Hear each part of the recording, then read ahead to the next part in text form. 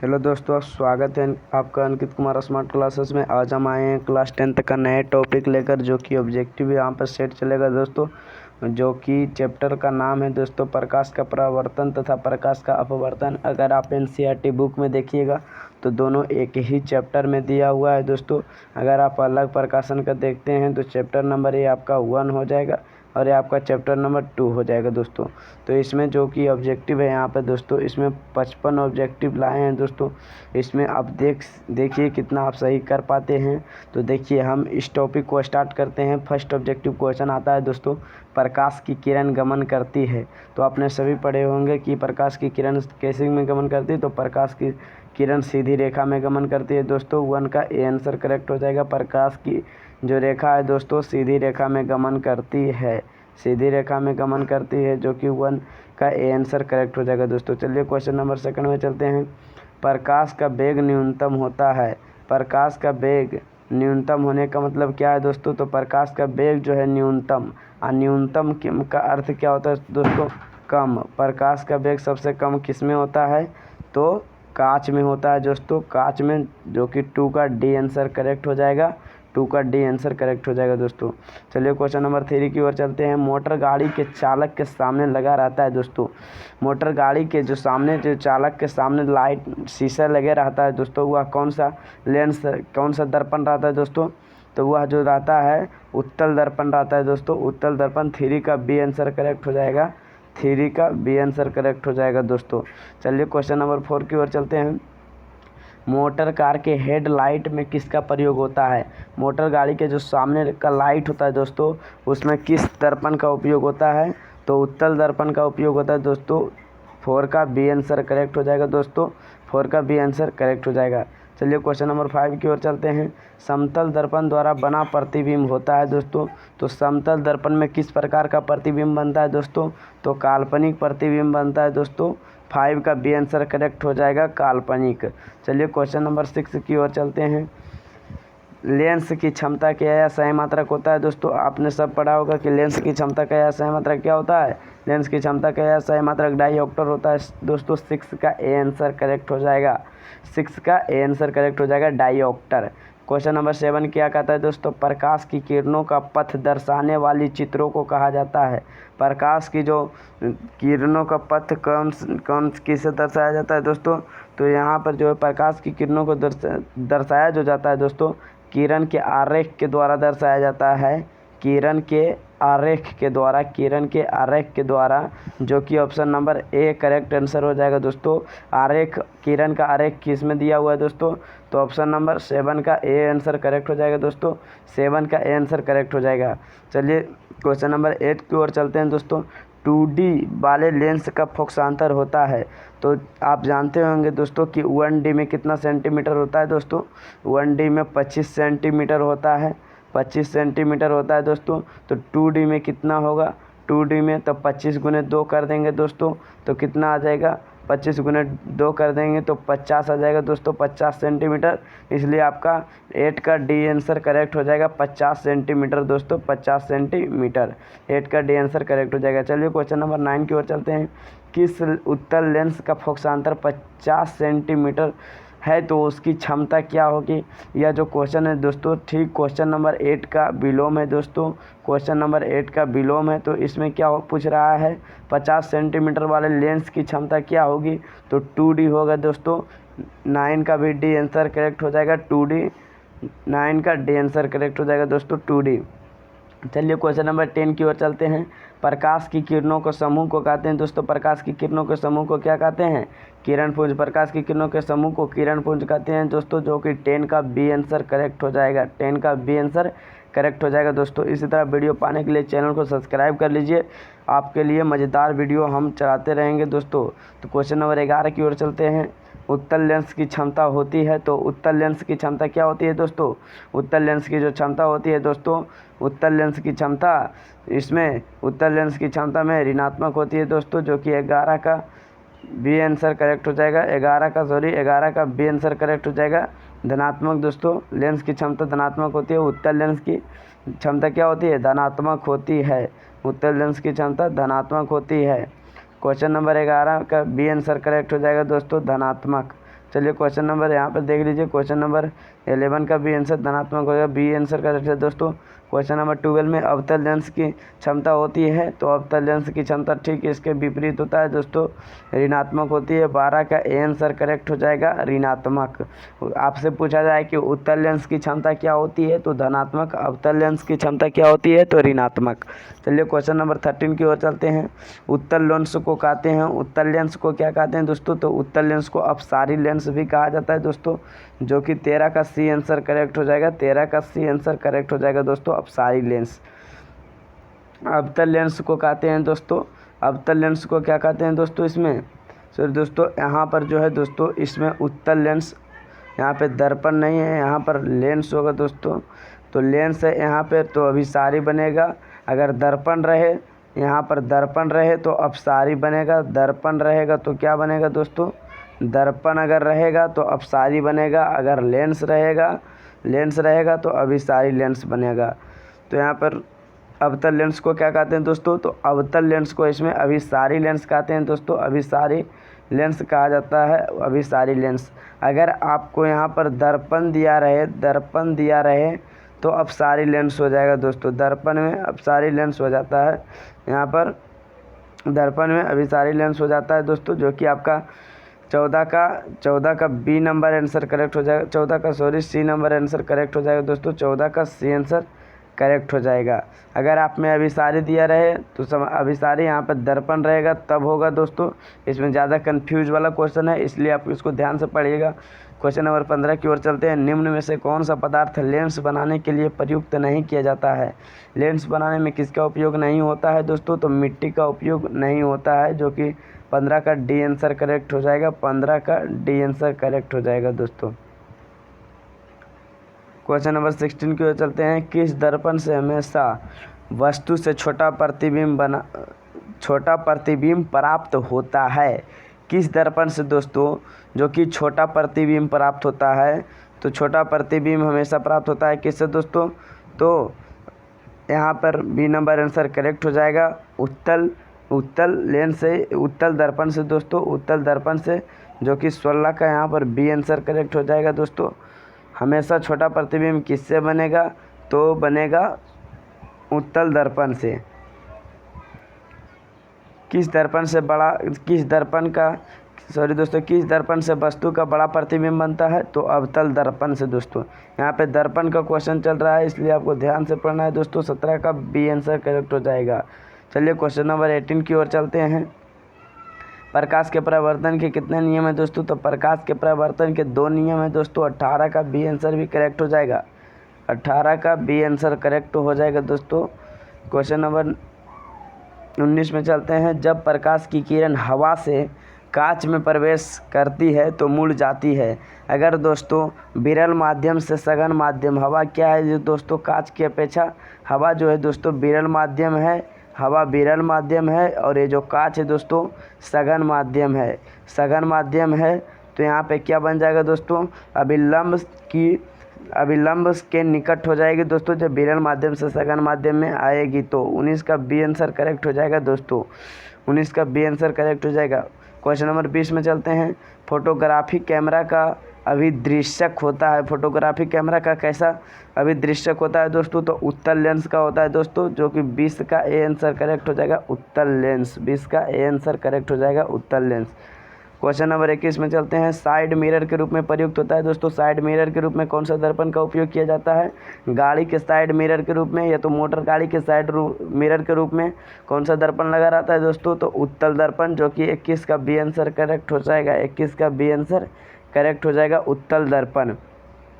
Question number 22 की ओर चलते हैं दोस्तों। एक अवतल दर्पण की फोकस दूरी 10 सेंटीमीटर है, तो उसकी वक्रता त्रिज्या होगी, उसकी वक्रता त्रिज्या होगी। तो देखिए दोस्तों, वक्रता त्रिज्या बराबर क्या हो जाएगा, आर बराबर क्या हो जाएगा, तो 2f, आर बराबर 2f, तो f दिया हुआ है दोस्तों, तो आर बराबर 2 गुने 10 हो जाएगा, तो 20 सेंटीमीटर इसका करेक्ट आंसर हो जाएगा दोस्तों, 20 सेंटीमीटर करेक्ट आंसर हो जाएगा, 22 का बी आंसर करेक्ट हो जाएगा। चलिए क्वेश्चन नंबर 23 की ओर चलते हैं दोस्तों। निर्गत किरण एवं अभिलंब के बीच के कोण के क्या कहलाता है दोस्तों, तो निर्गत किरण और अभिलंब के बीच के कोण को निर्गत किरण ही कहते हैं दोस्तों।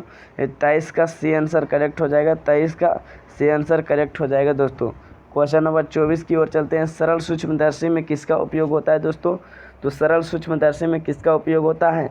तो अगर सरल सूक्ष्मदर्शी को वस्तु को देखना है दोस्तों तो उत्तल लेंस का प्रयोग किया जाता है, क्योंकि लेंस में जो लेंस रहता है दोस्तों वह उत्तल लेंस का ही प्रयोग किया जाता है, अवतल लेंस का नहीं किया जाता है। इसलिए 24 का डी आंसर करेक्ट हो जाएगा दोस्तों। क्वेश्चन नंबर 25 में चलते हैं। किस लेंस के द्वारा सिर्फ काल्पनिक प्रतिबिंब बनता है? तो किस लेंस का द्वारा दोस्तों, यहाँ पर लेंस पूछा गया है, तो उत्तल लेंस के द्वारा जो है दोस्तों हमेशा काल्पनिक प्रतिबिंब प्राप्त होगा।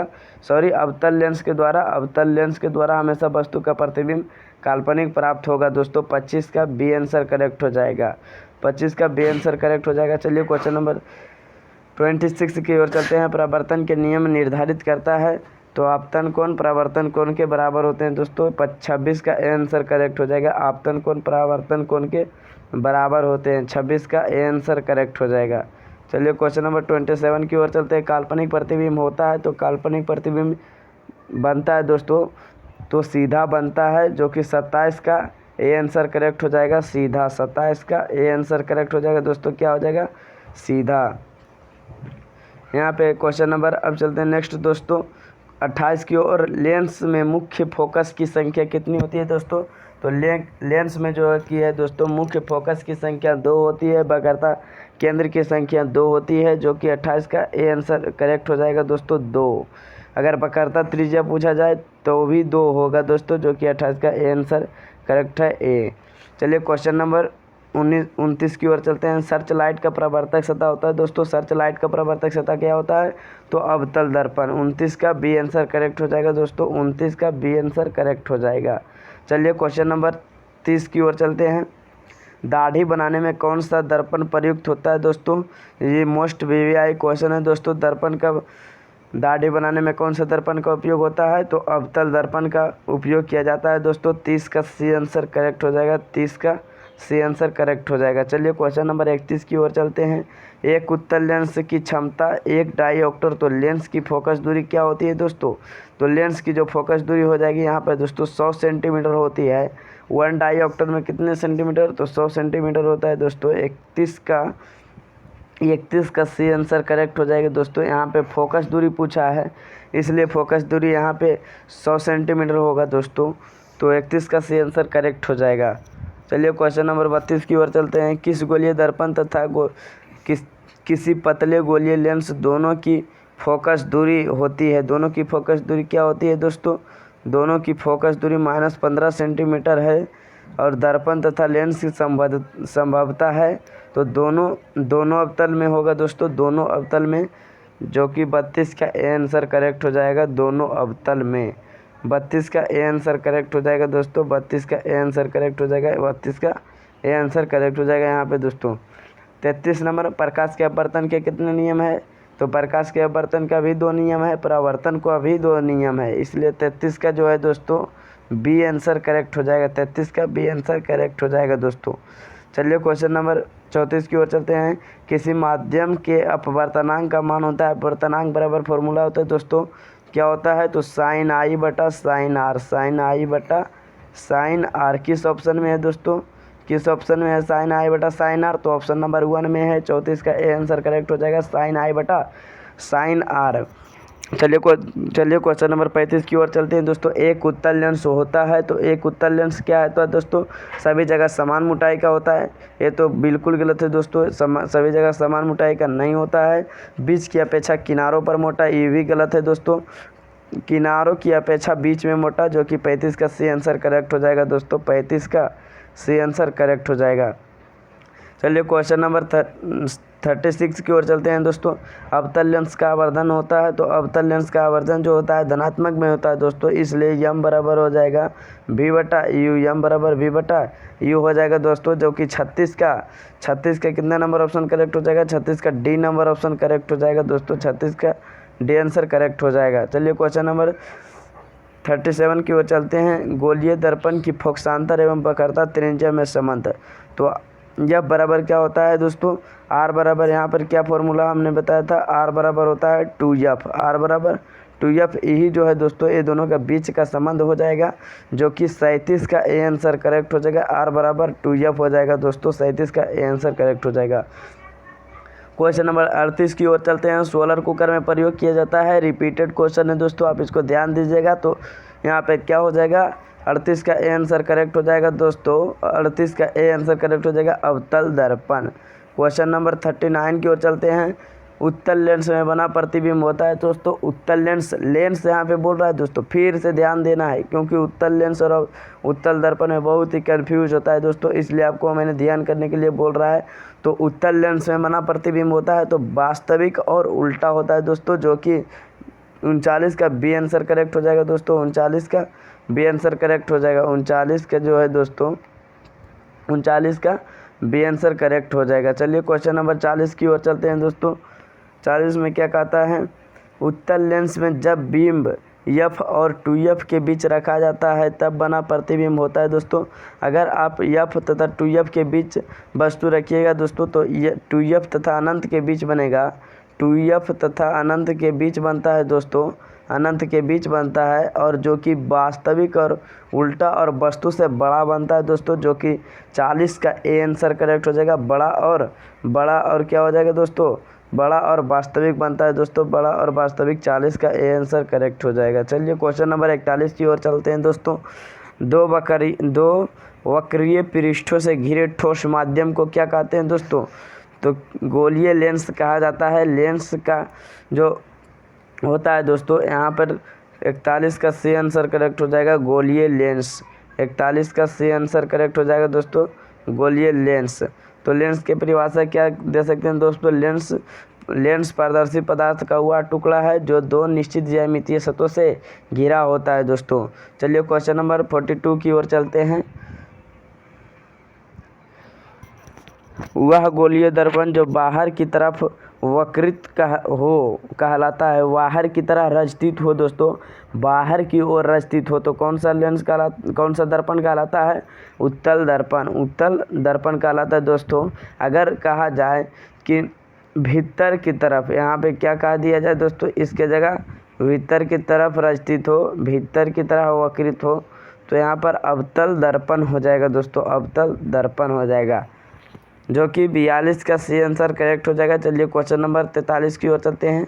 गोलीय दर्पण के परावर्तक पृष्ठ के केंद्र को दर्पण कहा जाता है। गोलीय दर्पण के परावर्तक पृष्ठ के केंद्र को क्या कहा जाता है दोस्तों, तो ध्रुव कहा जाता है, ध्रुव कहा जाता है दोस्तों। 43 का बी आंसर करेक्ट हो जाएगा। और इसका एक परिभाषा और आप दे सकते हैं दोस्तों कि दर्पण के मध्य बिंदु को ध्रुव कहते हैं, गोलीय दर्पण के मध्य बिंदु को ध्रुव कहा जाता है दोस्तों। 43 का बी आंसर करेक्ट हो जाएगा। किसी लेंस द्वारा उत्पन्न आवर्धन का यह साई मात्रक, आवर्धन का यह साई मात्रक क्या होता है दोस्तों, तो आवर्धन का जो यह साई मात्रक नहीं होता है, यह आवर्धन जो है मात्रक विहीन होता है दोस्तों। 44 का डी आंसर करेक्ट हो जाएगा, 44 का डी आंसर करेक्ट हो जाएगा दोस्तों, 44 का डी आंसर करेक्ट हो जाएगा। चलिए क्वेश्चन नंबर 45 की ओर चलते हैं। लेंस के केंद्रीय बिंदु को कहते हैं, लेंस के केंद्रीय बिंदु को क्या कहते हैं दोस्तों, प्रकाशिक केंद्र कहा जाता है दोस्तों। 45 का बी आंसर करेक्ट हो जाएगा, 45 का बी आंसर राइट हो जाएगा दोस्तों। चलिए क्वेश्चन नंबर 46 की ओर चलते हैं। किसी शब्दकोश में पाए गए छोटे अक्षरों को पढ़ते समय आप निम्न में से कौन सा लेंस पसंद करेंगे, तो पढ़ते समय कौन सा लेंस का उपयोग किया जाता है दोस्तों, तो 5 सेंटीमीटर फोकस दूरी का उत्तल लेंस। मैंने बताया था दोस्तों कि उत्तल लेंस जो चश्मे लगा रहता है दोस्तों, उसमें उत्तल लेंस रहता है दोस्तों, तो जो कि 46 का डी आंसर करेक्ट हो जाएगा, 46 का डी आंसर करेक्ट हो जाएगा। चलिए क्वेश्चन नंबर 47 की ओर चलते हैं। इनमें कौन सा दर्पण सूत्र है दोस्तों, तो यह जो है आप देखते ही साथ बता दीजिएगा कि 1 का 47 का ए आंसर करेक्ट हो जाएगा, 47 का ए आंसर करेक्ट हो जाएगा। 1/F बराबर 1/V प्लस 1/U होता है दोस्तों, आप इसको यहाँ पर गौर कर लीजिएगा। तो चलिए क्वेश्चन नंबर 48 की ओर चलते हैं। गोलीय दर्पण का वक्रता केंद्र किस अक्ष से निरूपित किया जाता है, तो वक्रता केंद्र को सी के द्वारा किया जाता है दोस्तों, वक्रता केंद्र को किसके द्वारा, तो सी के द्वारा किया जाता है दोस्तों। 48 का सी आंसर करेक्ट हो जाएगा। आपको जानकारी के लिए बता दें कि दोस्तों पी जो होता है दोस्तों, पी जो होता है वह ध्रुव के लिए सूचित किया जाता है, ध्रुव के लिए सूचित किया जाता है। वो जो होता है दोस्तों ऑप्टिकल सेंटर के लिए किया जाता है दोस्तों, प्रकाशिक केंद्र के द्वारा किया जाता है, ओ के द्वारा। और एफ के द्वारा तो आप जानते हैं दोस्तों फोकस दूरी के द्वारा सूचित किया जाता है। 48 का आंसर करेक्ट हो जाएगा। निर्वात में प्रकाश की चाल होता है दोस्तों, निर्वात में प्रकाश की चाल जो कि सबसे अधिक मानी जाती है दोस्तों 3 × 10⁸ मीटर प्रति सेकंड होता है दोस्तों। 49 का ए आंसर करेक्ट हो जाएगा, 49 का ए आंसर करेक्ट हो जाएगा दोस्तों। चलिए क्वेश्चन नंबर 50 की ओर चलते हैं। दंत विशेषज्ञ मरीजों के दांतों का बड़ा प्रतिबिंब देखने के लिए किस दर्पण का उपयोग करता है दोस्तों? तो अवतल दर्पण का उपयोग करता है। 50 का ए आंसर करेक्ट हो जाएगा दोस्तों, 50 का ए आंसर करेक्ट हो जाएगा। चलिए क्वेश्चन नंबर 51 की ओर चलते हैं। पतले लेंस की आवर्धन क्षमता होती है दोस्तों, आवर्धन क्षमता क्या होती है दोस्तों पतले लेंस की? तो पतले लेंस की आवर्धन क्षमता कम होती है दोस्तों, जो कि 51 का ए आंसर करेक्ट हो जाएगा। 58 का ए आंसर करेक्ट हो जाएगा दोस्तों, 51 का ए आंसर करेक्ट हो जाएगा। चलिए क्वेश्चन नंबर 52 की ओर चलते हैं दोस्तों। मोटे लेंस की आवर्धन क्षमता होती है, तो मोटे लेंस की आवर्धन क्षमता होती है दोस्तों तो अधिक होती है। 52 का बी आंसर करेक्ट हो जाएगा दोस्तों, 52 का बी आंसर करेक्ट हो जाएगा दोस्तों। आप इसमें बताइए कि आप 52 ऑब्जेक्टिव में से आप कितने ऑब्जेक्टिव सही किए हैं, आप मुझे कमेंट कर बताइएगा दोस्तों। अगर आप इसी तरह के वीडियो और चाहते हैं तो चैनल को सब्सक्राइब कर लीजिए और बेल आइकन को प्रेस कर लीजिए दोस्तों, और वीडियो को लाइक कर दीजिए। Thank you, best of luck, धन्यवाद।